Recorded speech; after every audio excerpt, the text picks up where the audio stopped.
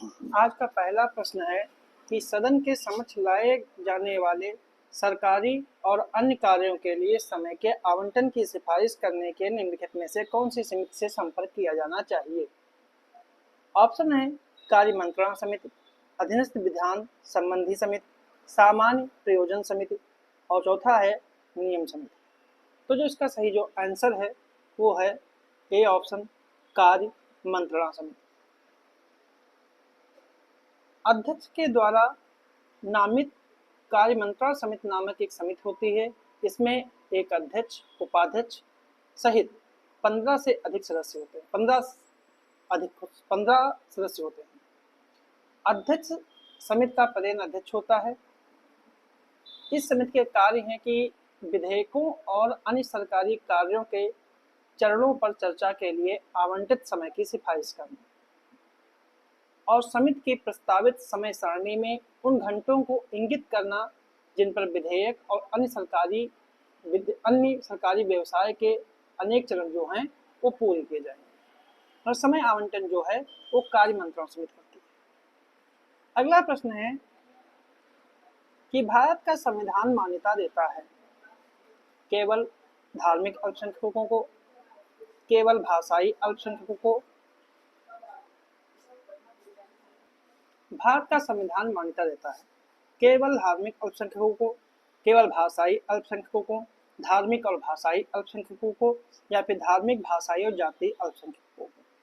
तो जो इसका सही जो आंसर है वो है सी ऑप्शन धार्मिक और भाषाई अल्पसंख्यकों को।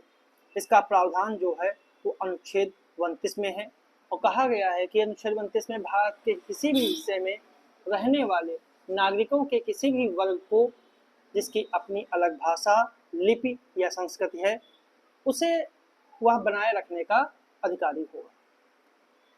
अगला प्रश्न है कि ब्लैक कोट सिंड्रोम शब्द किससे संबंधित है।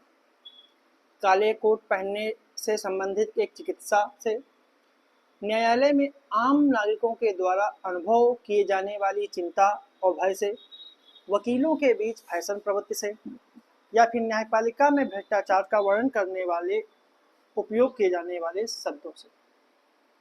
तो जो इसका सही जो आंसर है वो है बी ऑप्शन कि न्यायालयों में आम नागरिकों के द्वारा अनुभव किए जाने वाले चिंता, भय और बेचैनी से, खासकर अदालतों में यह चिंता कानूनी कार्रवाइयों की जटिलता में देरी, वित्तीय बोझ और कानूनी प्रक्रिया से अपरिचितता जैसे कारणों से उत्पन्न होती है। यह सिंड्रोम खासकर समाज के हाशिए पर और कमजोर वर्गों के लोगों को प्रभावित करता है, जिससे वह वैध शिकायतों के बावजूद न्याय प्राप्त करने में अनिच्छुक रहते हैं।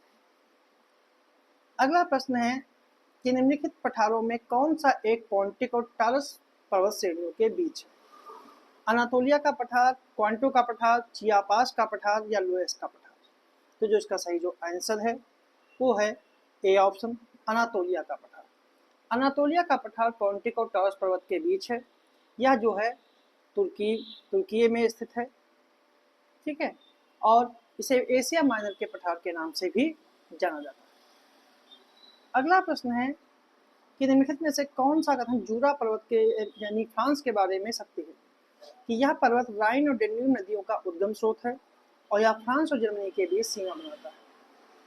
कौन सा कथन सही है, केवल एक, केवल दो, दोनों या फिर दोनों नहीं। तो जो इसका सही जो आंसर है वो है डी ऑप्शन, ना तो एक ना ही दो, और दोनों कथन जो हैं गलत है, क्योंकि जूरा पर्वत जो है वो फ्रांस और जर्मनी के बीच नहीं, जब ये फ्रांस और स्विट्जरलैंड के बीच सीमा बनाता है, ठीक है, फ्रांस और स्विट्जरलैंड के बीच सीमा बनाता है। और डेन्यूब नदी जो है वो ब्लैक फॉल्स से निकलती है और राइन नदी जो है वो आल्प्स पर्वत से निकलती है, इसलिए इसके दोनों कथन जो हैं गलत हैं। अगला प्रश्न है कि अफ्रीका महाद्वीप में स्थित विक्टोरिया झील की सीमा निम्नलिखित में से किस देश के साथ नहीं लगती है। ऑप्शन है मलावी, युगांडा, कीनिया और तंजानिया। तो जो इसका सही जो आंसर है वो है ए ऑप्शन मलावी। मलावी जो है की सीमा जो है वो विक्टोरिया झील से नहीं लगती है, विक्टोरिया झील अफ्रीका महाद्वीप की सबसे बड़ी झील है। इससे ही होकर भूमध्य रेखा गुजरती है। इसकी सीमा युगांडा, केन्या और तंजानिया से लगती है। अगला प्रश्न है, अफ्रीका महाद्वीप के मसाई, बंटू और जुलू प्रजातियों के द्वारा निर्मित मानव अधिवास कहलाते हैं युर्त, क्राल, इजबा या फिर और। इसका सही जो आंसर है वो है आपका बी ऑप्शन, क्राल। मतलब कि मसाई, बुंटू और जुलू प्रजातियों के द्वारा निर्मित मानव जो अधिवास क्षेत्र हैं उन्हें क्रॉल कहा जाता है। अगला प्रश्न है, सूची 1 और सूची 2 की मिलान करना है। सूची 1 में गर्म हवाएं हैं और सूची 2 में प्रभावित क्षेत्र, जैसे डॉक्टर विंड, जोंडा, ब्रैकफील्डर और हबो। तो इसका सही सुमेलन जो है वो इस प्रकार होगा कि डॉक्टर विंड जो है वो गिनी के तट पर चलती हैं, जोंडा एंडीज के मैदान में, ब्रैकफील्डर ऑस्ट्रेलिया के क्षेत्र में और हबूब जो है वो है उत्तरी सूडान में। तो सही आंसर जो है वो इसका ए ऑप्शन है। ए ऑप्शन का सही आंसर है। अगला प्रश्न है, निम्नलिखित में से कौन सा कार्बन के अपरूप हैं? फ्लोरीन, चाओइट, कार्बन हाइलाइड या कार्बाइन। कूट के आधार पर उत्तर चुनना है, 1 और 4, 2, 3, 4, 1 और 3 या फिर 1, 2, 3, 4। तो जो इसका सही जो आंसर है वो है ए ऑप्शन, 1 और 4। क्योंकि कार्बन के कई रूप हैं, जैसे ग्रेफाइट एक नरम काले रंग का जल है, हीरा एक बिजली का खराब संवाहक है, फ्लोरीन इसे बकीबॉल भी कहते हैं, ग्राफीन इसको नैनो ट्यूब्स आदि में प्रयोग करते हैं, कार्बाइन या एसिटिलीनिक कार्बन का अलोट्रोप है, चाओइट इसे सफ़ेद कार्बन कहते हैं। इसकी खोज रीस क्रेटर से खोजा गया था और इसे कार्बन का अपरूप नहीं माना जाता है, ठीक है, एलोट्रोप नहीं माना जाता है। और कार्बन हाइलाइड या भी कार्बन का अपरूप नहीं। तो सही आंसर जो है वो इसका ए ऑप्शन है। अगला प्रश्न है, निम्नलिखित में से कौन सा कथन ब्लैक गोल्ड शब्द का सबसे अच्छा वर्णन करता है? कोयला और उसके संजात,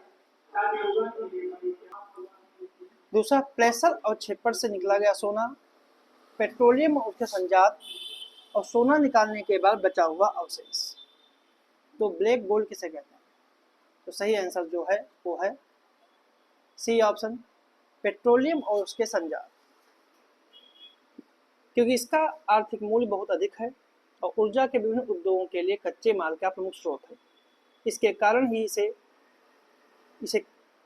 काले रंग के कारण इसे काला कहा जाता है और इसकी अर्थव्यवस्था में इसके महत्वपूर्ण योगदान के कारण इसे सोना कहा जाता है, तो इसे काला सोना कहा जाता है। अगला प्रश्न है, राष्ट्रीय उद्यान, वनस्पति उद्यान और प्राणी उद्यान, इनमें से कितने यक्षटू संरक्षण विधियों के उदाहरण हैं? केवल 1, केवल 2, तीनों या इनमें से कोई नहीं? तो इसका सही जो आंसर है वो है बी ऑप्शन, केवल 2। क्योंकि जब हम पूरे पारिस्थितिकी तंत्र का संरक्षण और सुरक्षा करते हैं तो सभी स्तर पर इसकी जैव विविधता सुरक्षित रहती है। हम बाघ को बचाने के लिए पूरे जंगल को बचाते हैं। इस दृष्टिकोण को इन सीटू संरक्षण कहा जाता है। हालांकि जब ऐसी परिस्थितियां होती हैं जहां कोई जानवर या पौधा संकटग्रस्त होता है तो बहुत उच्च जोखिम का सामना करने में बचाने के लिए तत्काल उपायों की आवश्यकता होती है, तो उसे यक्ष सीटू दृष्टिकोण कहते हैं। इन सीटू में बायोस्फीयर रिजर्व, राष्ट्रीय उद्यान, अभ्यारण्य और पवित्र उपवन आते हैं, ठीक है। एक्स सीटू में प्राणी उद्यान, वनस्पति उद्यान, ठीक है, और वन्यजीव सफारी पार्क आते हैं। इससे सही आंसर जो है वो बी ऑप्शन। अगला प्रश्न है, निम्नलिखित में से कौन सी वृद्धि की सीमा सिद्धांत की मुख्य धारणा है कि पर्यावरण अपने वहन क्षमता से परे बढ़ते संसाधन उपयोग का समर्थन नहीं कर सकता है। कुछ पशु प्रजातियां अपनी जनसंख्या सीमा से आगे नहीं बढ़ सकती। तीसरा है, भू आकृतियां आधार स्तर से आगे नहीं घटती।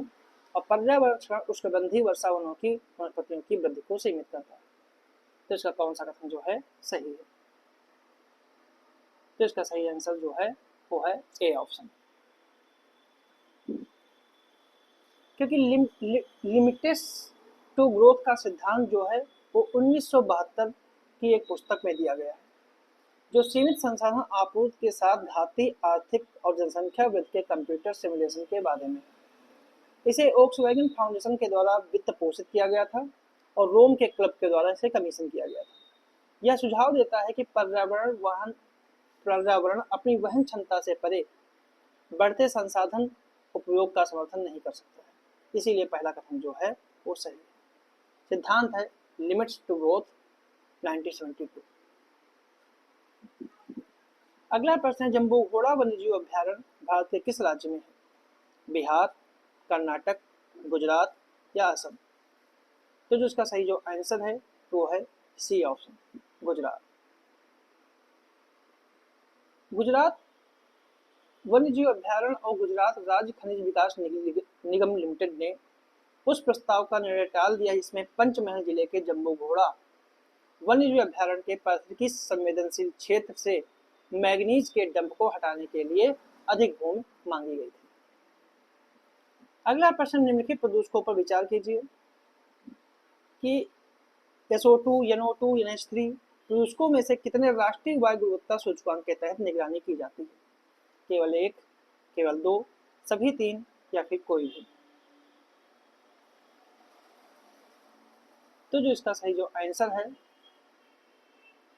वो है आपका सी ऑप्शन, सभी तीनों। मतलब तीनों जो हैं इन तीनों को वायु प्रदूषण की गुणवत्ता के अंतर्गत देखा जाता है।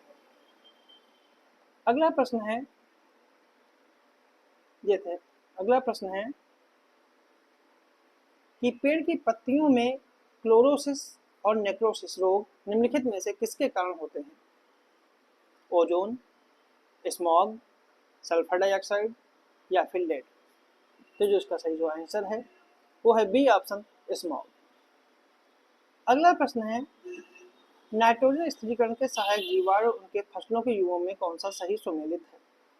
फसल उनके जीवाणु सोयाबीन, राइजोबियम जैपोनिकम, जलीफन एनाबिनाइजोली, लुसन राइजोबियम मेलिलोटी। तो जो इसका सही जो आंसर है वो चुनना है 1, 2, 3, केवल 3, 2 और 3 या फिर 1, 3। तो जो इसका सही जो आंसर है वो है ए ऑप्शन, 1, 2, 3। तीनों कथन जो हैं वो पूर्णतः सही। अगला प्रश्न है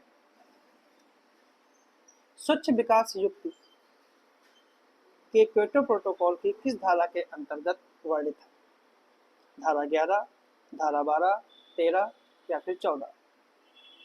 तो जो इसका सही जो आंसर है वो है बी ऑप्शन, धारा 12। और बी ऑप्शन का जो है सही है।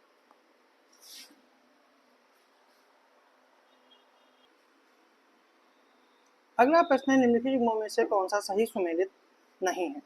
गहन पारिस्थितिकी आर्जिनियस, पारिस्थितिकी तंत्र टांसले, पारिस्थितिकी जी टेलर, पारिस्थितिकी नीचे वो रिनेल। तो कौन सा जो है वो सही नहीं है? तो इसका सही जो आंसर है वो है सी ऑप्शन, पारिस्थितिकी। पारिस्थितिकी जो है इसकी परिभाषा जो है अर्नेस्ट हाइकल ने दी थी। इसकी धारणा जो है अर्नेस्ट हाइकल ने दी थी, ठीक है। और बाकी जो हैं वो सही सुमेलित है।